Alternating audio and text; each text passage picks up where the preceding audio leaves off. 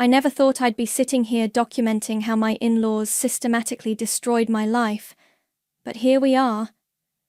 The moment everything changed is seared into my memory. That sunny Tuesday afternoon, when I found the manila envelope hidden in Gabriel's desk drawer. My name is Remy, and 6 months ago, I had everything. A successful career as a corporate attorney, a beautiful 12-year-old daughter named Noelle, and what I thought was a solid marriage. Now I'm living alone in a one-bedroom apartment, fighting for the right to see my own child, all thanks to the calculated manipulation of two people who never accepted me as part of their precious family. Darling, you really should let Mother handle Noelle's college fund, Lauren would say during our Sunday dinners, her perfectly manicured nails tapping against her wine glass. After all, you're so busy with work, and these things require attention to detail. I'd smile and deflect like always. Thanks, Lauren, but Gabriel and I have it covered. The undermining was constant, death by 1,000 cuts. When Noelle got straight A's, it was, despite her mother's long hours at the office. When I made partner, Reuben cornered Gabriel in his study. I overheard him through the door. Son, are you sure this is the kind of woman you want raising your daughter? Someone who puts career before family? But finding that envelope changed everything. Inside were printed emails between Lauren and Gabriel spanning years, methodically documenting every time I worked late, every school event I missed due to court appearances, every moment I wasn't the perfect mother she thought I should be. You need to read this, I confronted Gabriel that evening, spreading the emails across our kitchen counter. Your mother's been building a case against me for years. He wouldn't meet my eyes. She's just concerned about Noelle. Concerned? She's poisoning you against me. My hands were shaking. Look at these. She's twisted everything. That time I missed Noelle's recital. I was in emergency surgery after my car accident, and she makes it sound like I was at some work party. Maybe if you were home more. He trailed off, and my stomach dropped. They'd already gotten to him. 3 weeks later, I was served with custody papers. The allegations were shocking. Emotional neglect, unstable behavior, prioritizing work over my child's well-being. Somehow, they'd even gotten statements from other school parents, all Lauren's country club friends, backing up their claims. This is insane, I told my friend Freya over coffee. They're painting me as some kind of monster. They've been planning this, she said, reading through the paperwork. Look at these dates. They've been building this case for at least 2 years. The hearing was a nightmare. Lauren sat there in her expensive suit, dabbing at her eyes as she testified about her concerns for her granddaughter. Reuben presented financial records showing how many hours I worked, carefully edited to exclude context. And Gabriel just sat there, silent and complicit. When the judge granted them temporary custody, I couldn't breathe. Noelle cried as they led her away, reaching for me. Mom, please, I want to stay with you. It's for the best, sweetheart, Lauren soothed, shooting me a triumphant look as she guided my daughter, my baby, out of the courtroom. That night, alone in my house, I found more documents Gabriel had hidden. Letters from Lauren, dating back to our engagement, warning him about me, plotting ways to protect him and any future children from my influence. They'd been working to destroy me from the very beginning. I sat there until sunrise, reading every word, feeling something hard and cold crystallize in my chest. They thought they'd won, thought they'd broken me, but they'd made one crucial mistake. They'd left me with nothing left to lose. That's when I decided they wanted to play the long game. Fine. I'd show them exactly what a woman with nothing left to lose could do. This isn't just about revenge anymore. It's about justice. About making sure they never do this to anyone else again. And I'm just getting started. The rumors spread like wildfire. One day, I was a respected attorney. The next, I was getting sideways glances in the courthouse hallways. Former colleagues crossed the street to avoid me. My own clients started requesting different counsel. "Did you hear what happened with Remy?" I overheard in the courthouse bathroom. Apparently, she had some kind of breakdown. That's why she lost custody. I gripped the sink, knuckles white, waiting for them to leave. Lauren's handiwork was everywhere. She'd spent years cultivating these connections, and now they were all turning against me. My phone buzzed with a text from Noelle. "Mom, can you come to my dance recital tonight?" Before I could reply, another message came through. "Never mind. Grandma says it's better if you don't." I slumped against my office wall, memories flooding back. Noelle at 6, spinning in her first tutu. At 8, practicing pirouettes in our kitchen. At 10, beaming as I helped pin her competition number. Now my own daughter was being taught to push me away. "You need to eat something," Freya insisted, barging into my office with takeout. "And you need to hear what I found." I pushed away the container. "I'm not hungry. Trust me. You'll want your strength for this." She pulled out her tablet. "Remember Lauren's friend Margaret from the country club? The one who testified about your concerning behavior at school events?" I nodded. "Well, I did some digging. 3 other women in their social circle have lost custody battles in the past 5 years, all of them successful professionals, all of them opposed by Lauren's testimony." "That's not a coincidence," I muttered. "It gets worse. Look at these social media posts." Freya scrolled through screenshots. "Lauren's been spreading prayers and concerns about your mental health for months. She's got half the town convinced you're unstable." My phone rang. Gabriel's number. I answered on speaker. "Remy, we need to talk about support payments," he said, his voice cold. "And we're filing to terminate your parental rights." The room spun. "You can't be serious." "It's for the best. Noelle needs stability." "Stability?" I shot back. "She needs her mother. Gabriel, please, you know me. You know I'm a good mother." "Do I?" His voice hardened. "Because lately I don't know what to believe anymore." After he hung up, Freya grabbed my hands. "This isn't over. We'll fight this." "But how do you fight when your entire world has turned against you?" That night, I was called into the managing partner's office. "Remy, we need to discuss your position here," he began, not meeting my eyes. "Given the recent circumstances."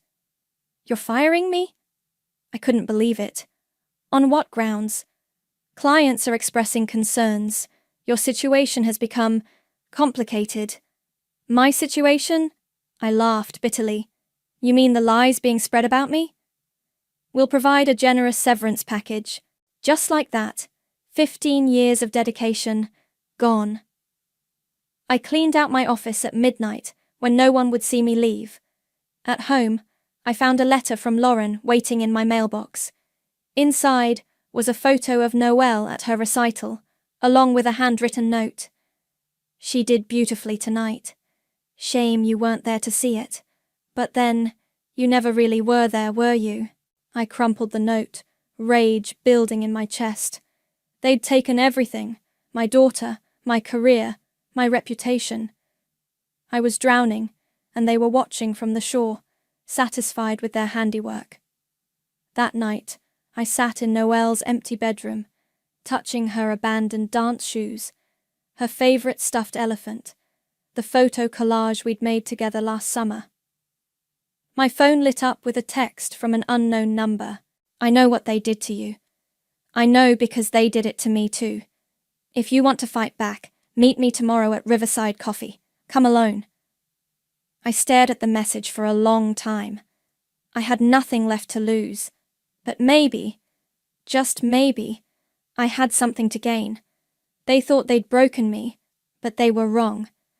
This wasn't the end of my story. It was just the beginning of theirs. Riverside Coffee was quiet when I arrived.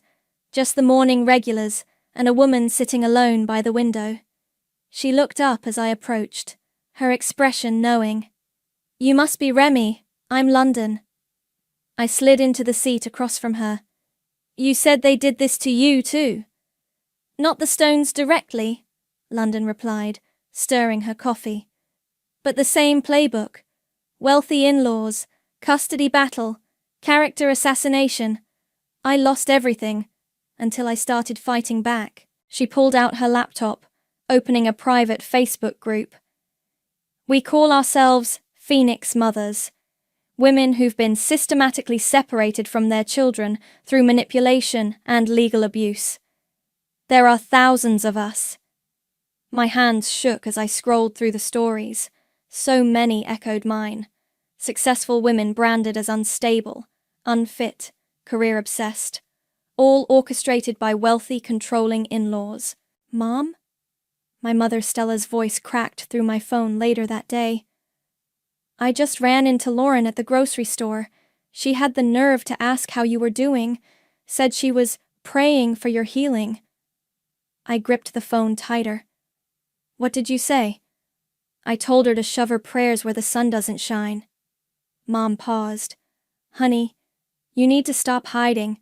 Start telling your story." That night, I couldn't sleep. I opened my laptop and started typing. "My name is Remy, and this is how my in-laws stole my daughter." The post exploded. Within hours, hundreds of comments poured in. Women sharing similar stories. Local mothers who'd witnessed Lauren's manipulation firsthand.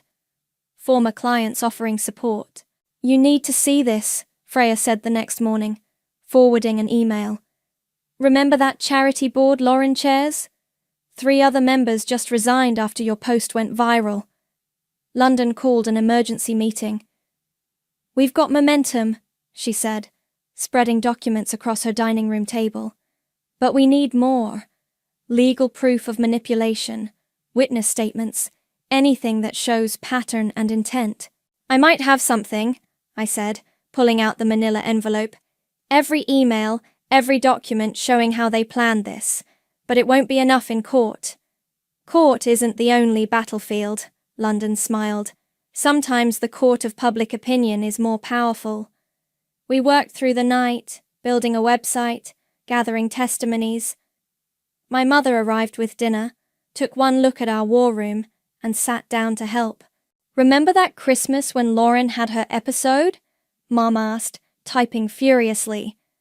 "When she accused the catering staff of stealing her jewelry, then found it in her purse?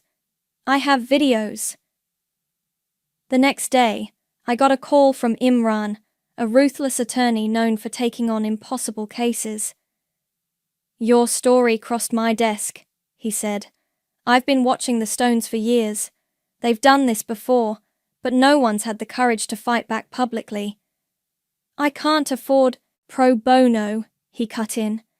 "Sometimes justice is payment enough. Besides, I hate bullies." That afternoon, I received my first threat, a cease and desist letter from the Stones' attorney. I forwarded it to Imran, who laughed. "They're scared. Keep pushing." The Phoenix Mothers group grew daily. Women offered legal advice, emotional support, their own stories of survival. For the first time since losing Noelle, I felt hope. Then came the message that changed everything. An anonymous email. "I worked for the Stones Family Foundation 10 years ago. Lauren destroyed another mother just like you. But she made one mistake. She kept records. Check the Foundation's storage unit on 5th Street, Unit 23B. The code is 5591. My hands trembled as I called Freya. "We need to move fast," I said, "before they realize what we've found." "I'll get London," she replied. "And Remy? Be careful. They're going to fight dirty when they realize you're not backing down." I looked at the latest photo Lauren had sent of Noelle, meant to torture me. My daughter was smiling, but her eyes were sad. She needed me to be strong, to fight not just for myself, but for every mother who'd been silenced. "Let them try," I said. This time, I'm ready. The storage unit smelled like old paper and secrets. Freya held the flashlight while London kept watch outside. My hands shook as I opened the first box labeled Foundation Records 2013. "Look at this," I whispered, pulling out a folder. "Case files, dozens of them." "Holy shit," Freya breathed, reading over my shoulder. "These are all custody cases Lauren was involved in. She testified in every single one. The pattern was clear. Successful women, controlling in-laws, sudden accusations of instability. But one name kept appearing: Maria Torres. "I remember this case," London said, joining us. "It was huge 10 years ago. Rising star attorney, lost custody of her kids after a mental health evaluation. She disappeared afterward." "Look at these notes," I said, holding up Lauren's handwritten documents. "She fabricated the whole thing, paid off the evaluator, coached witnesses, even planted evidence." My phone buzzed, a text from Noelle. "Mum, can we talk? Grandma's at her doctor's appointment." My heart raced. I have to go, pack everything up and get it to Imran. 20 minutes later, I sat in my car outside Noelle's school, watching her approach.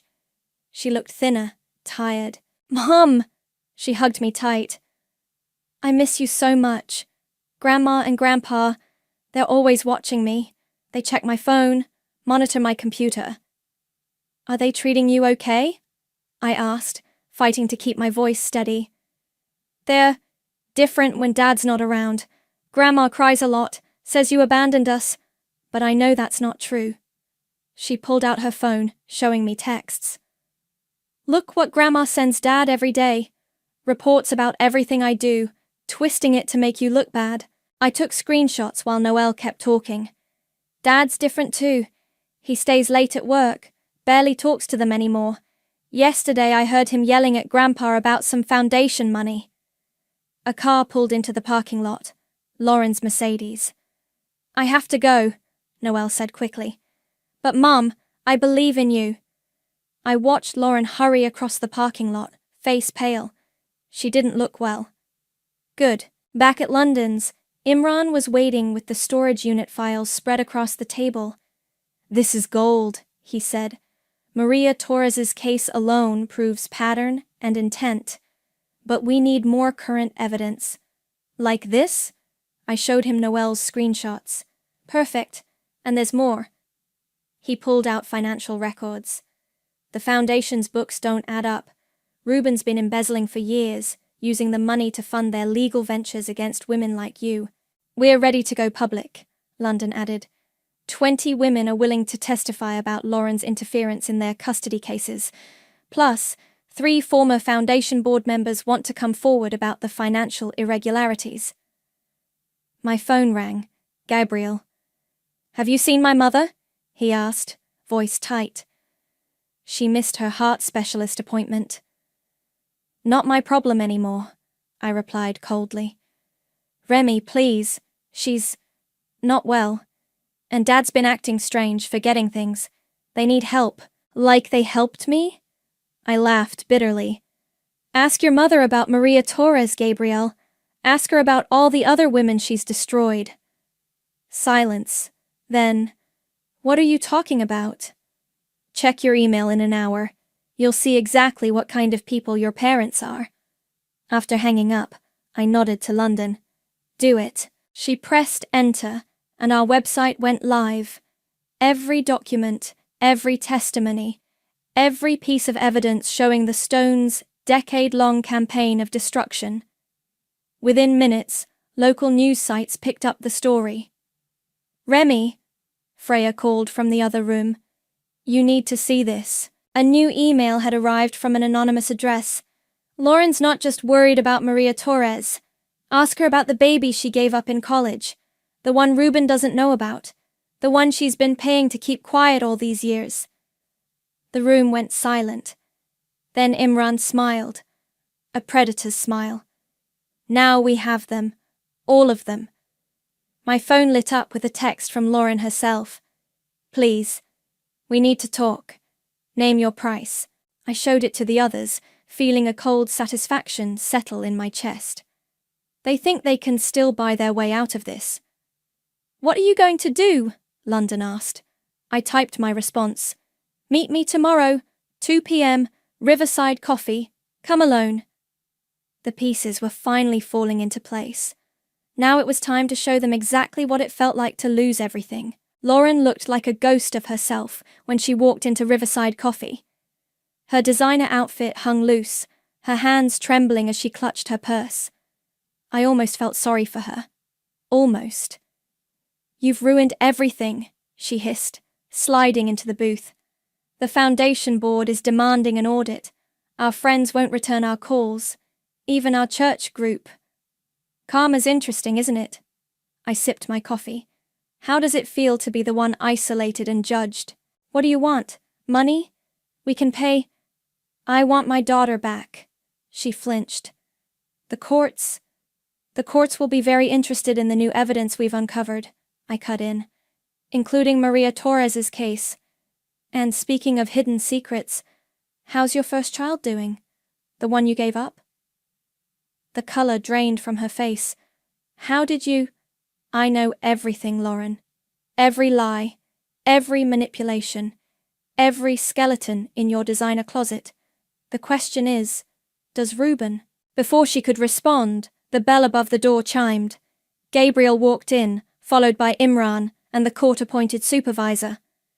My heart stopped. Noelle was with them. "Mom!" She ran to me, ignoring Lauren's attempt to intercept her. "What's going on?" Lauren demanded, looking between Gabriel and Imran. "Emergency custody hearing," Imran explained smoothly. "Given the new evidence and Mr. Stone's petition for modification—" "Gabriel!" Lauren's voice cracked. "What have you done?" "What I should have done months ago," Gabriel replied, not meeting his mother's eyes. "I've read everything, Mom. The emails, the foundation records, Maria Torres's case. How could you do this? To Remy? To all those other women? We were protecting you, protecting Noelle." "No," I said quietly. "You were protecting your image, your control.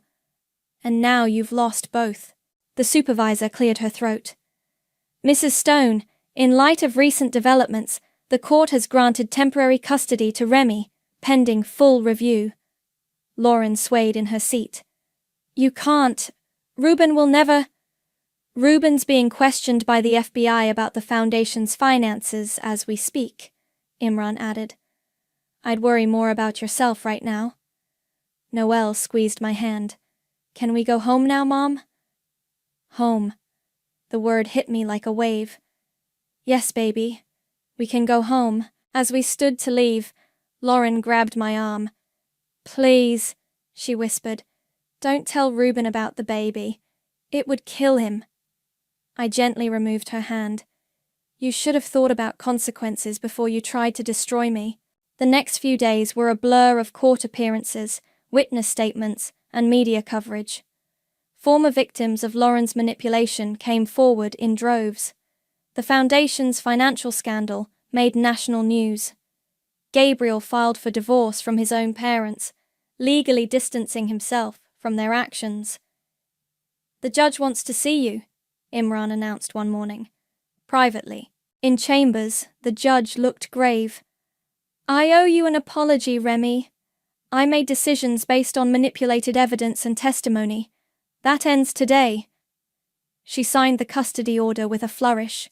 "Full custody restored, with supervised visitation for the paternal grandparents, if you agree to it." I thought of Lauren's desperation in the coffee shop, of Ruben's crumbling empire. "No visitation," I said firmly. "They've lost that privilege." Later that evening, helping Noelle unpack in her old room, I found a crumpled note in her jacket pocket. Lauren's handwriting. "Darling, remember that your grandma loves you more than anyone, more than your mother ever could." "I kept it to show you," Noelle said quietly. "I didn't believe it, but I wanted you to see what they were doing." I hugged her tight, breathing in the familiar scent of her shampoo. "You're stronger than I ever knew." My phone buzzed. A text from London. Turn on the news, now. The headline made my breath catch. Prominent socialite Lauren Stone hospitalized after collapse. Family foundation under federal investigation. Mom? Noelle asked, watching my face. Are you okay? I looked at my daughter, safe in her home, and felt the last piece of bitterness melt away. Yes, baby. For the first time in a long time, I really am. The war wasn't over, but I'd won the most important battle. The rest was just cleanup. The hospital waiting room was crowded when Gabriel arrived, looking exhausted. She's asking for you, he said, running a hand through his disheveled hair. The doctors say it was a minor stroke, but you want me to see her anyway, I finished. Why should I? Because she's lost everything, Remy. The foundation's frozen their accounts. Dad's facing criminal charges. Their friends have abandoned them. Even their lawyer dropped them. I laughed bitterly. Sounds familiar, doesn't it? Before he could respond, my phone buzzed. Freya. Turn on Channel 7 now. The waiting room TV was already playing the news. There was Reuben, being led out of his office in handcuffs. The ticker beneath read, Foundation chairman arrested, millions missing from charity accounts. Jesus, Gabriel muttered. How long has he been stealing? At least 10 years, I replied. Long enough to fund their little crusade against women like me, like Maria Torres. A nurse approached us. Mrs. Stone is asking for her son, and her daughter-in-law. Ex-daughter-in-law, I corrected automatically.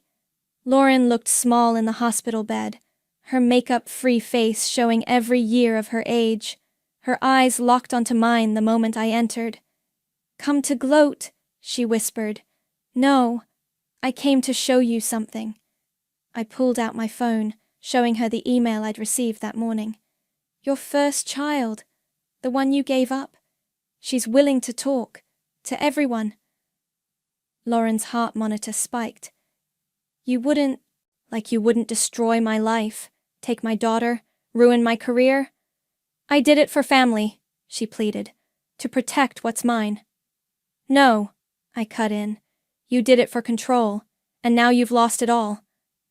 Gabriel stepped forward. Mom, the FBI found offshore accounts. Dad's been moving charity money for years. Did you know?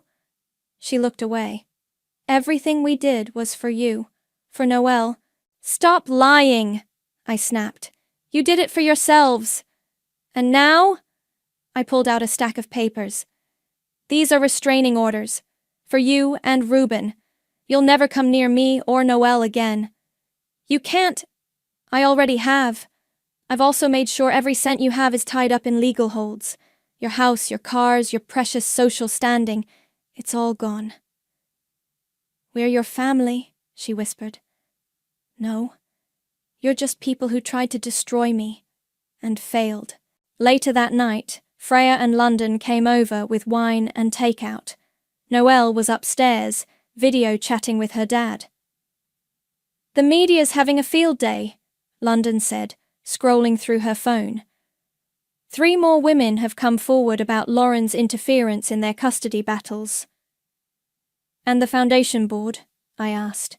Cooperating fully with investigators, Freya replied. They're terrified of being implicated. One of them told me Reuben's been showing signs of dementia, forgetting meetings, making odd decisions. That's why they were so desperate, I realized. They knew it was all falling apart. My phone lit up with a text from an unknown number.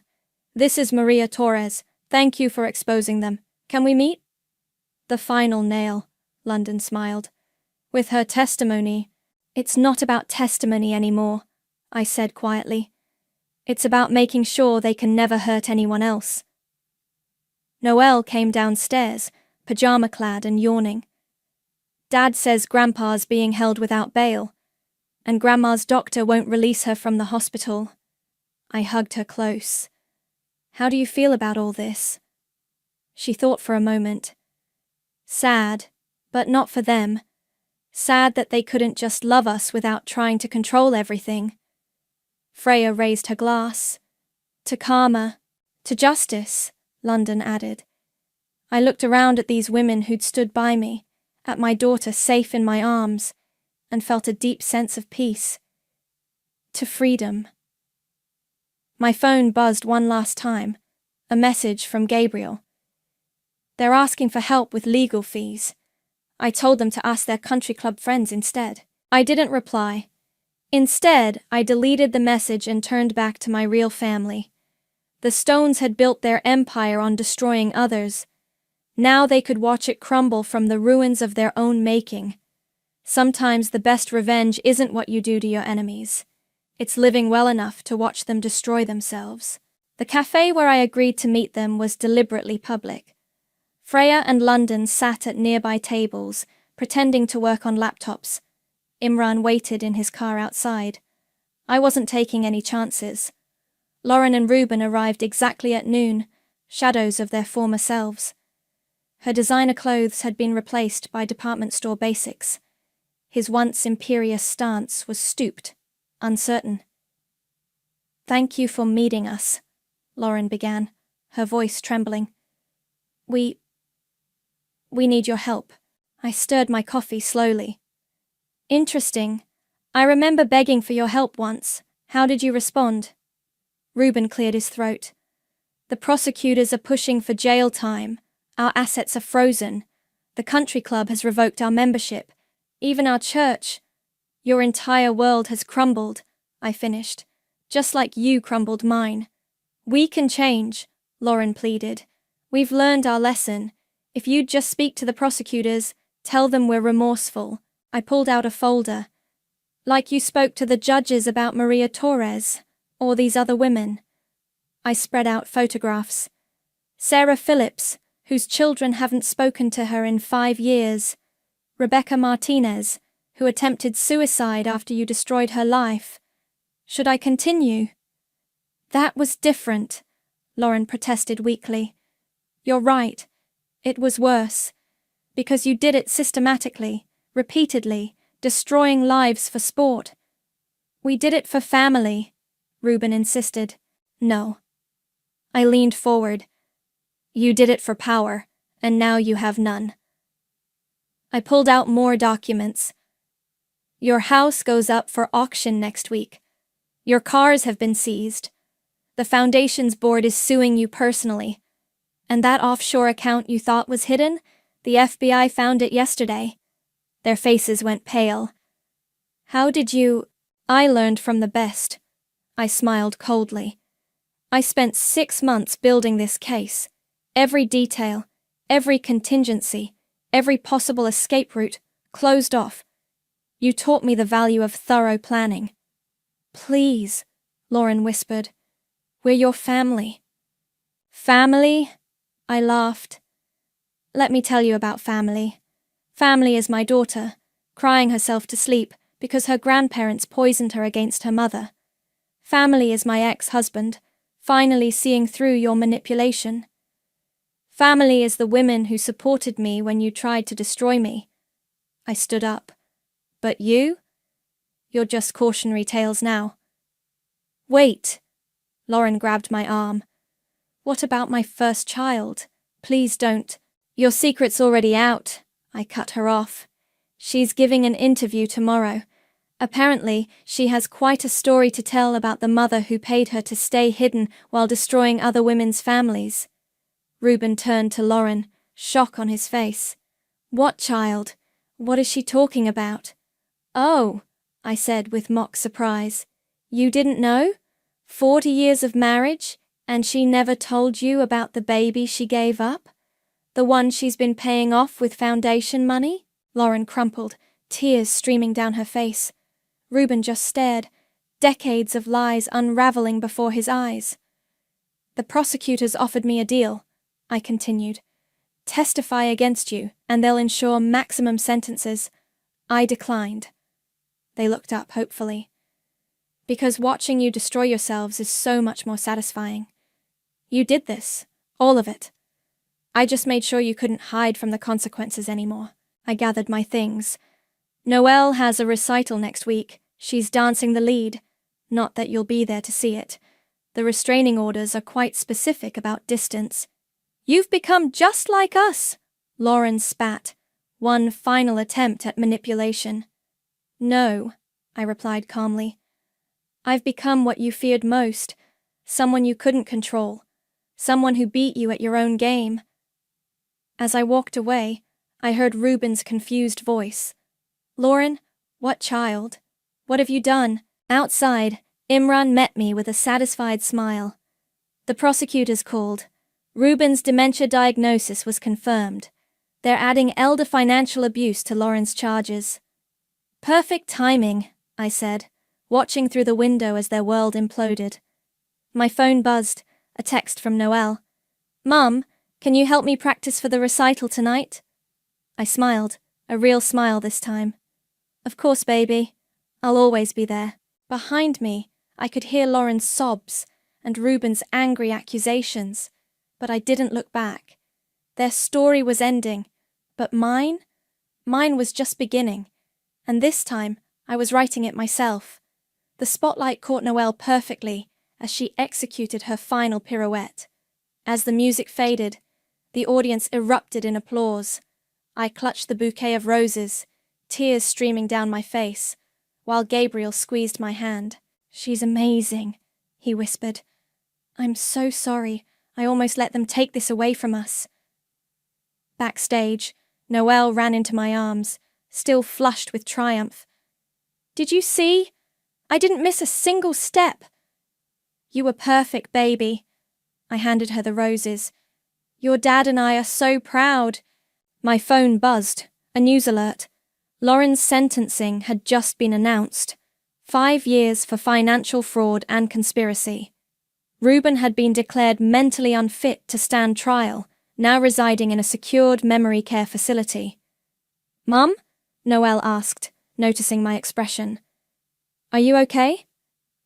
Better than okay. I showed her the alert. It's really over. She hugged me tighter. Good. Can we get ice cream to celebrate? At the ice cream parlor, Gabriel cleared his throat. I've been thinking about selling the house. Too many bad memories.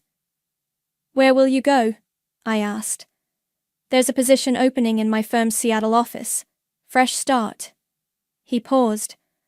I'll fly back for Noelle's competitions, holidays, whatever she needs. Noelle stirred her sundae.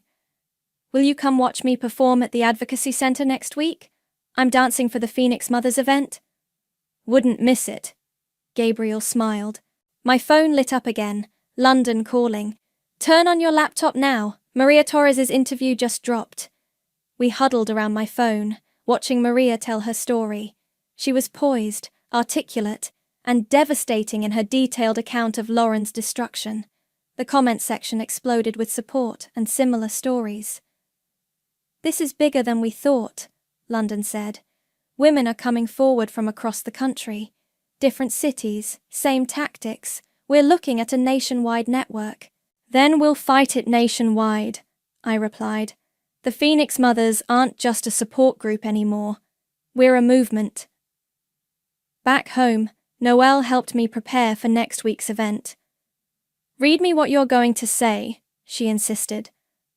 I picked up my speech notes. We're here today because silence serves abusers. Because family should mean love, not control. Because every mother deserves to raise her children without fear.